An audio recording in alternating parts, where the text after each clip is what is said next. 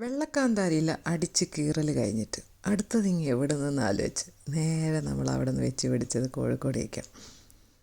കോഴിക്കോട് കെട്ടിയവനൊന്ന് കഴിക്കാൻ പറ്റാത്ത വിഷമം തീർക്കാൻ വേണ്ടിയിട്ട് എനിക്കിപ്പം മീനുള്ളത് എവിടെ നിന്നെങ്കിലും കഴിച്ചേ പറ്റുമെന്നും പറഞ്ഞുകൊണ്ടിരുന്നപ്പം നേരെ നമ്മൾ കൊച്ചിയിൽ നിന്ന് വരുമ്പോൾ കടലുണ്ടി കടവ് കഴിഞ്ഞ് കുറച്ചും കൂടെ അങ്ങോട്ട് പോയി കഴിഞ്ഞാൽ നമ്മളുടെ ബാലേട്ടൻ്റെ മീൻ കടയുണ്ട്.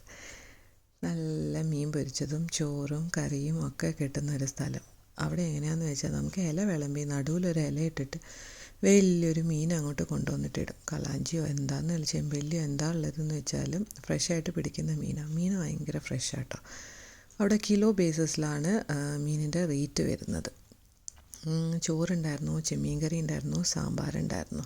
നല്ല ചെമ്മീൻ കറിയാണ്, നല്ല ചമ്മന്തിയും. അതൊക്കെ എനിക്ക് അവിടുത്തത് ഭയങ്കര ഇഷ്ടമാട്ടോ. ഭയങ്കര ഒരു ഹോംലി ഫീലാണ്.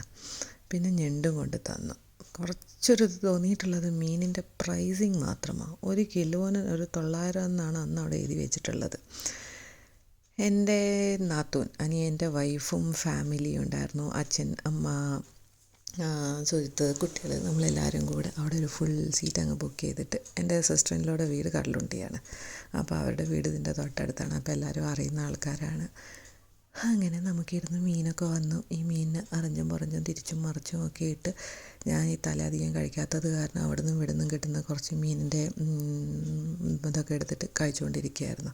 എൻ്റെ ചെറിയ മോളത് കണ്ടില്ലേ, മീനും വേണ്ട ഒന്നും വേണ്ട, വളരെ കാലിയായിട്ടിരിക്കുന്ന മീനിൻ്റെ അസ്ഥിവാരം കഴിഞ്ഞിട്ട് അടിയന്തരം വരെ കഴിച്ചിട്ട് ഇതാ എൻ്റെ കെട്ടിയവൻ അവിടെ ഇരുന്ന് കഴിച്ചുകൊണ്ടിരിക്കുന്നു.